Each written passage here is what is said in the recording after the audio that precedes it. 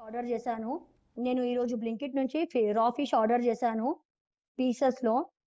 అది నేను ఆర్డర్ చేసిన తర్వాత, వండిన తర్వాత మాకు కొంచెం తినేటప్పుడు స్మెల్ వచ్చింది. పిల్లలకి ఆల్రెడీ పెట్టాను నేను. పెట్టిన తర్వాత మేము పెద్దోళ్ళం తినేటప్పుడు మాకు స్మెల్ వచ్చింది. స్మెల్ వచ్చిన తర్వాత ఏంటి ఇట్లా స్మెల్ వస్తుంది అని చెప్పేసి నేను చెక్ చేశాను. చెక్ చేస్తే ఇది ఎక్స్‌పైర్ కూడా అయ్యింది మాది.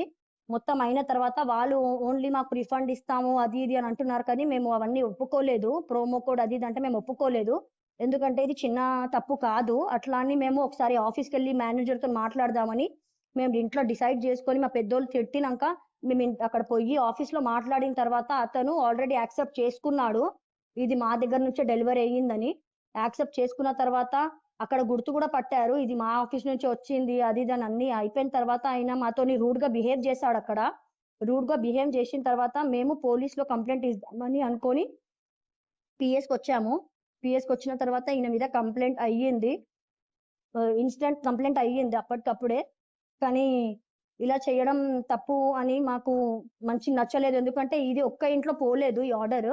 చాలా మంది దగ్గర పొయ్యుండొచ్చు. పెద్దోళ్ళు, చిన్నోళ్ళు ఎంతమంది తిన్నారో, ఎవరికైనా ఏమన్నా కావచ్చు. ఎందుకంటే 1-2 డేస్ ఎక్స్‌పైరీ డేట్ లేదు దీని మీద. 7 డేస్ ఎక్స్‌పైరీ డేట్ ఉంది. అట్లా అని మేము దీని మీద ఇన్‌స్టంట్‌లీ కంప్లెయింట్ తీసుకున్నామన్నమాట. ఇచ్చామిక్కడ.